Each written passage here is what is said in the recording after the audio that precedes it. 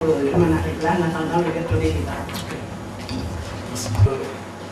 y a deux professeurs qui devaient être à nos côtés. Le premier, c'est Madiane Diallo, qui enseigne à l'université PUC, l'université catholique de Rio, la plus grande université du Brésil. Le Brésil, c'est un géant qui est face de l'Afrique. C'est la dérive des continents qui nous a séparés du Brésil. Mais la géopolitique nous a tellement éloignés de ce état continent qui semble être très loin alors qu'il est tout près.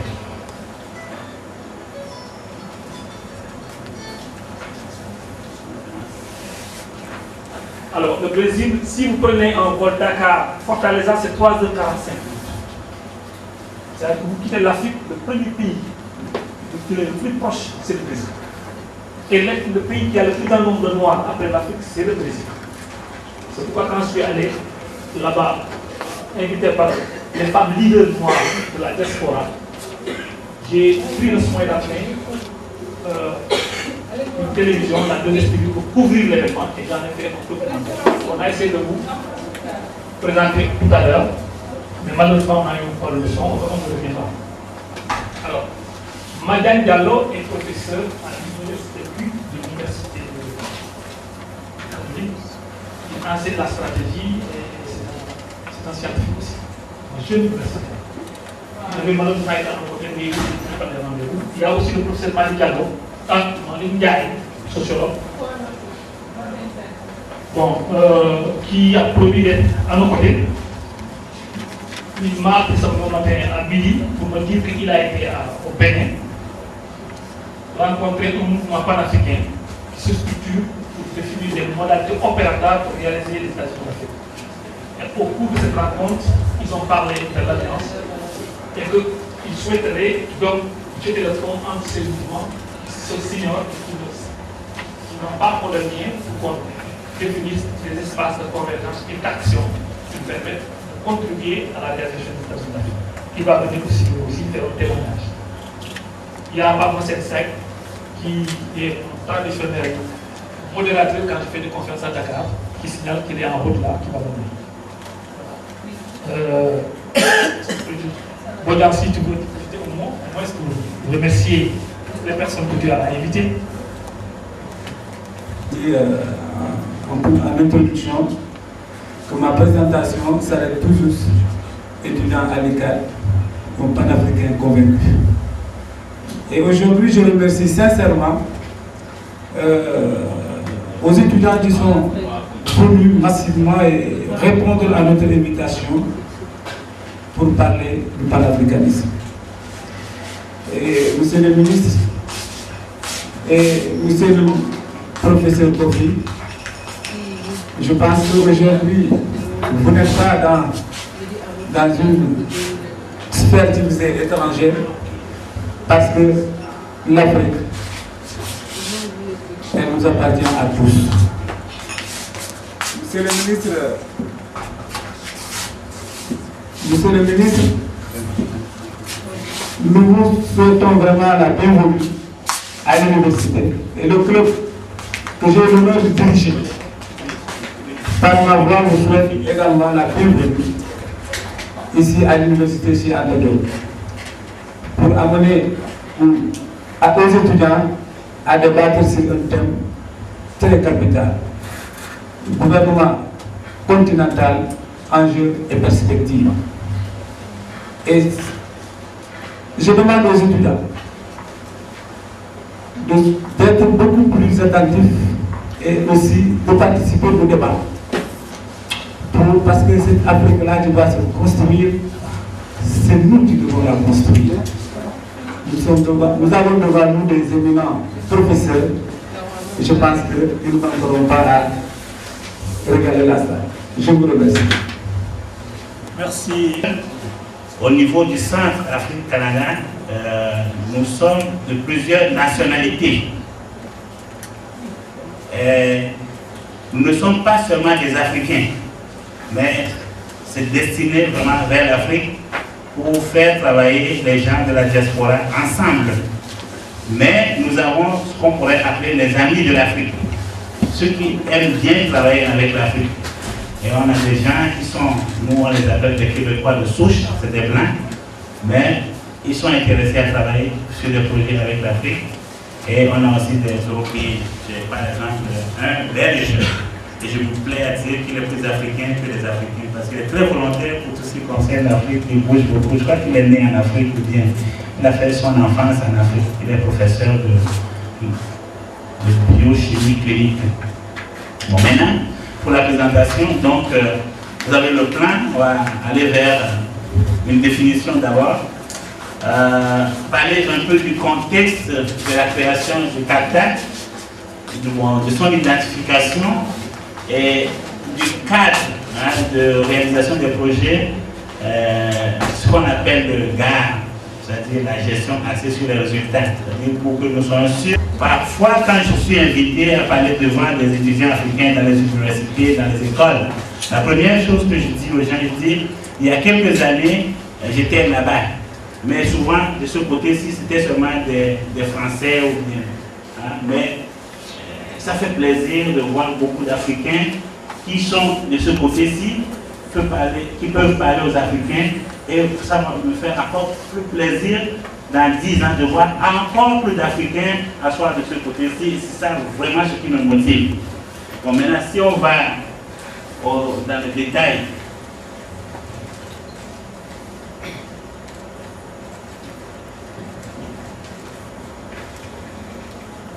la définition.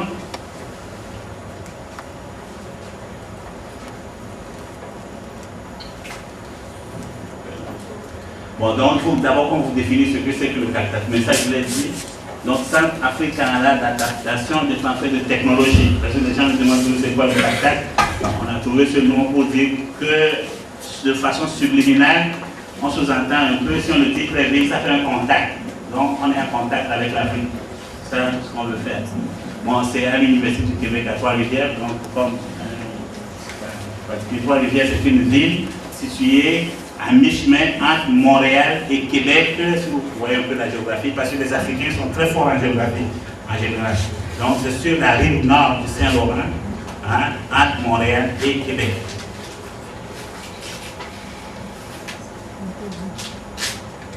Bon, cadre de politique d'internationalisation. Vous savez, comme je disais à la conférence,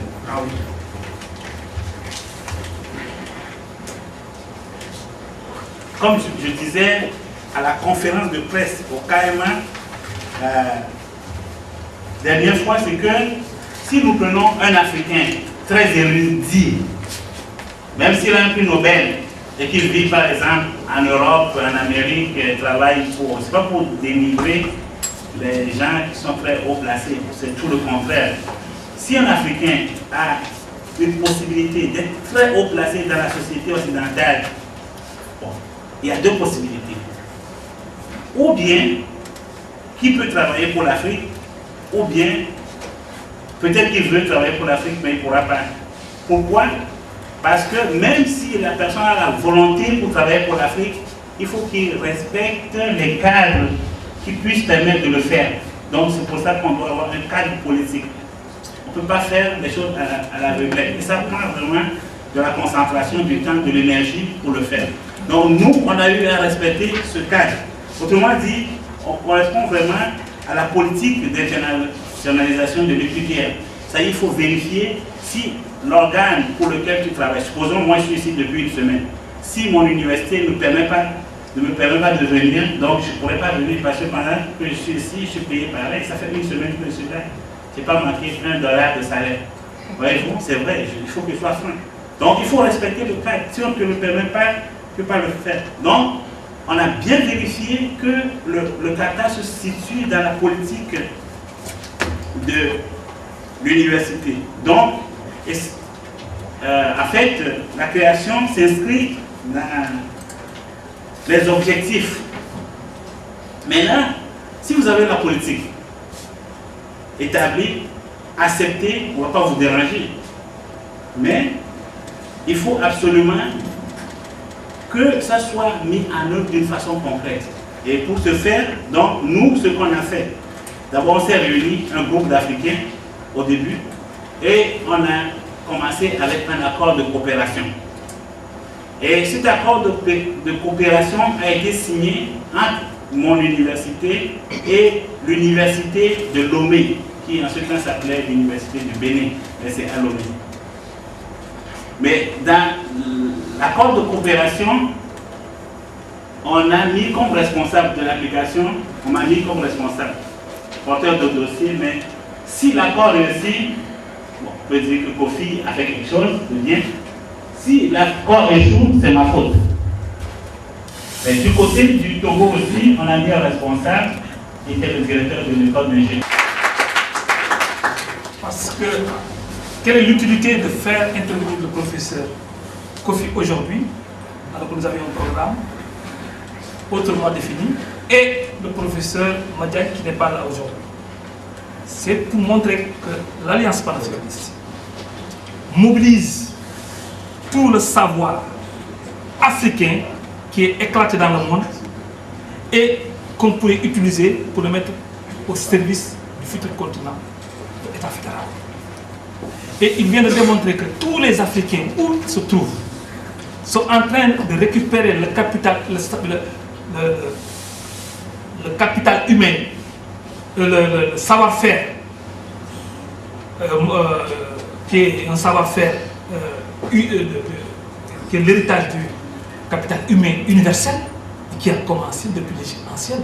C'est les Noirs qui ont été les premiers savants du monde, mais ce savoir des Africains a eu une mobilité qui a été accaparée et mise au service de la domination de l'Afrique. Et nous avons aujourd'hui nos frères qui vont à la reconquête de ce savoir universel qui appartient à l'humanité pour le remettre au service de l'Afrique. Et dans le contexte où on parle de gouvernance mondiale, où nous devons définir notre espace qui nous permette de reprendre l'initiative et de compter et de jouer un rôle dans ce futur gouvernement mondial. C'est pourquoi son intervention, son exposé est extrêmement important. Il a montré que là où il est, dans un cadre de haut développement scientifique, de formation, il a toujours une pensée pour l'Afrique. Et tout ce qu'il prend là-bas, il le met à disposition de l'Afrique. Et vous voyez que là, il a une position stratégique. Comme il a démontré, il est dans des conceptions nouvelles qui naissent en Europe pour servir l'Europe dans un cadre de compétition impitoyable, mais il pense toujours à l'Afrique, comment intéresser l'Afrique et l'adapter en fonction de nos réalités, de nos cours tellement stratégiques qu'il est dans la stratégie du développement du Brésil. C'est-à-dire que tous les projets brésiliens, il fait partie du comité scientifique de l'université qui apprécie et valide. Et là, ça le met dans une position tellement stratégique pour voir comment le monde est géré. Et il met ça aussi à disposition de l'Afrique. Lui, il est sénégalais, lui, il est togolais. Vous voyez que l'Afrique, partout, monsieur dira qu'il vient du Bénin, et que là où il a rencontré ses confrères, professeurs d'université, qui pensent comment définir un mode opératoire pour aller vite. Parce que par la vitesse, c'est grave aussi.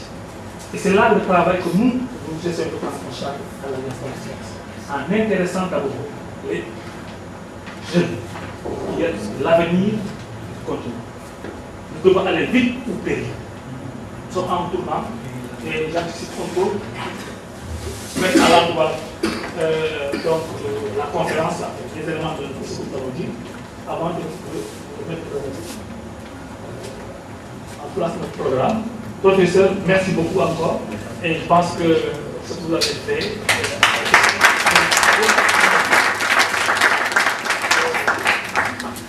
Vous permettez avant de donner la parole au professeur,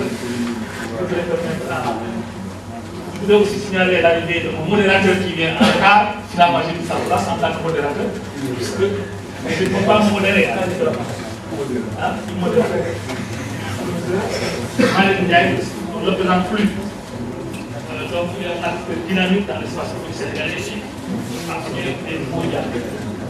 Il est présent dans tous les combats, quand ça permet à l'Afrique de bouger et de penser. Il a été toujours à côté dans le cadre syndical, c'est là où il est connu. Donc là, nous avons réussi cette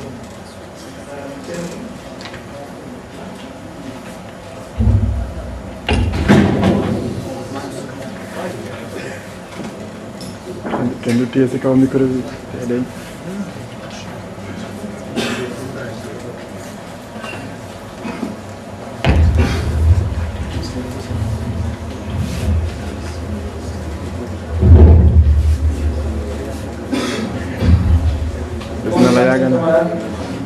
de commencer, nous allons devoir donner la parole à la présidente du club panafricain de l'Université de Saint-Louis, qu'on donne aujourd'hui l'honneur de lire un discours qui nous concerne tous. Mais avant qu'elle ne commence, je veux dire tout simplement quelques mots au professeur Kofi.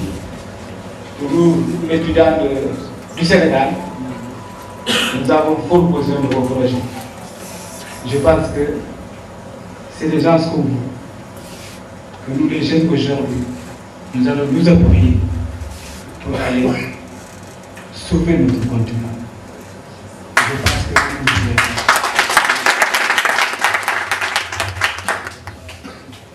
Merci, Amine. Excusez-moi. Avant de commencer, nous allons remercier le professeur Kofi pour la pertinence et le pragmatisme de votre programme. Nous espérons que ça va aboutir et que ce sera au bénéfice vraiment des Africains. C'est avec un grand plaisir que nous allons prononcer aujourd'hui ce que nous pouvons appeler un discours, parce qu'il n'y a pas longtemps qu'on nous a dit qu'on doit faire ça. Monsieur le ministre conseiller Amadou Lamine Faye, coordonnateur de l'Alliance panafricaniste, messieurs les professeurs, mesdames et messieurs, chers invités, c'est avec un réel plaisir et une grande émotion que nous assistons à cette rencontre. Je viens donc au nom du mouvement des étudiants panafricains de l'Université de Saint-Louis et aussi de la section UCAD qui nous font l'honneur aujourd'hui. Les étudiants de la section UCAD qui nous font l'honneur de discourir en leur nom. Nous voulons simplement dire que le débat sur le panafricanisme, qui est un mouvement visant à instituer ou à resserrer l'unité et la solidarité des peuples africains, comme d'autres discussions dont dépend le devenir de la vie des Noirs, constitue pour l'essentiel un débat pour l'avenir. En fait, le panafricanisme en acte que nous prônons est un mouvement d'une complexité beaucoup plus grande qu'on ne le croit généralement. D'une part, il déploie sa dynamique propre visant désormais à l'émancipation complète, politique, culturelle et économique de tout le continent. D'autre part, il se rattache au panégrisme, à la fois dans sa solidarité sans cesse réaffirmée avec les Noirs de la diaspora et dans plusieurs stratégies d'intégration, comme entre autres celle de Cheikh Anta Diop. Cela suppose l'organisation de l'Afrique-Mère elle-même, dans le sens de l'unité politique, économique, militaire, au sein d'un État multinational. Rêve ou utopie, il est certain que la fragilité actuelle de l'Afrique, remarquable au niveau de son immense endettement, tient avant tout d'un défaut d'organisation continentale efficace. Mais de toutes les façons, le destin semble bien être que collectif. À en juger d'après les nombreuses mais souvent éphémères organisations sous-régionales et régionales, qui seraient un processus concret d'unification du continent, selon le rêve de Cheikh Anta Diop ou l'utopie de Kwame Nkrumah, cet autre militant du panafricanisme avant la lettre. Je cite, « Le sort de l'Afrique dépend de l'option que les Africains vont faire. Dès maintenant s'unir pour survivre ou être condamnés à disparaître. » À l'instar de cette assertion d'un homme d'État africain, les pays africains devraient mettre leurs forces en symbiose pour resserrer et consolider les tissus sociaux en ce sens. En effet, en vue de parvenir à la concrétisation des objectifs des grands panafricanistes d'hier et d'aujourd'hui, la jeunesse estudiantine sent véritablement la nécessité impérieuse de lancer un appel fort aux leaders africains pour la mise sur pied d'un rassemblement des peuples africains ayant les mêmes visées, à savoir l'unité et la renaissance. Ainsi, la tenue d'une conférence sur le gouvernement continental, enjeux et contours, enjeux et perspectives, dans cet illustre temple du savoir, concourt à contribuer à l'unité et à l'intégration africaine en faisant comprendre aux gens que nous devons lutter pour protéger, valoriser, moderniser, perfectionner et diffuser à n'importe quel prix notre patrimoine. Dès lors, chers étudiants, ne nous incombe-t-il pas d'aborder nos problèmes, notre devenir dans l'unité, pour ce qu'il est, avec le maximum de conviction et de compréhension. En effet, nous nous disons que nous devons suivre l'exemple de Marcus Garvey qui affirme que, je cite, « La chose à faire, c'est de s'organiser. Restez séparés et vous serez exploités. Vous serez pillés, vous serez tués. Organisez-vous et vous allez obliger le monde à vous respecter. » Fin de citation. Sur ce, nous vous invitons, chers Africains, à adopter cette posture afin de trouver réponse à toutes les questions majeures que pose l'édification d'une Afrique unie, développée et émancipée. Et surtout, chers camarades, ne tombez pas dans le piège de la vision prométhéenne des Occidentaux qui nous font croire que nous ne pouvons ni ne pourrons jamais nous unir. Ils nous gavent de termes et de concepts tels que la mondialisation, le développement, des termes qui n'ont de sens que parce qu'ils en ont trop, à notre avis. Combien de temps a mis l'Union africaine pour se matérialiser? Combien de temps a mis l'ALENA? En effet, il faut le dire, l'Afrique a bien fait des pas avec des organisations régionales telles que l'Union africaine, l'UMOA, la CEDEAO, etc.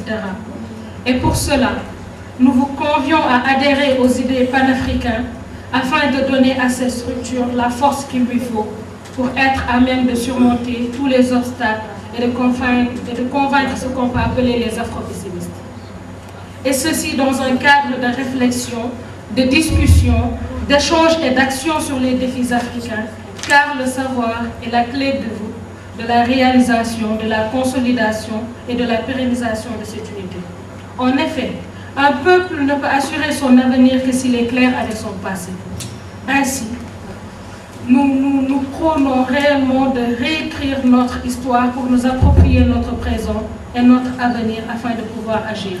Nous félicitons encore une fois la section U4 et l'Alliance panafricaniste pour cette excellente initiative. Nous vous remercions.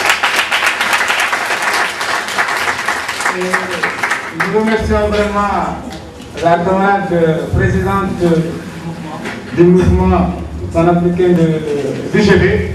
En lui donnant la parole, nous savons... Sur ma faim. Je reste sur ma faim parce que je crois qu'à l'issue de ce constat qu'elle a fait et du tour d'horizon, elle aurait pu dégager des propositions, parce que c'est ce que nous attendons de vous. C'est vous les jeunes qui pouvez porter le flambeau, comme vous dites, mais c'est vous qui pouvez faire des propositions concrètes qui vont vraiment vers la concrétisation des États-Unis et de l'Afrique, la construction en tout cas des États-Unis et de l'Afrique.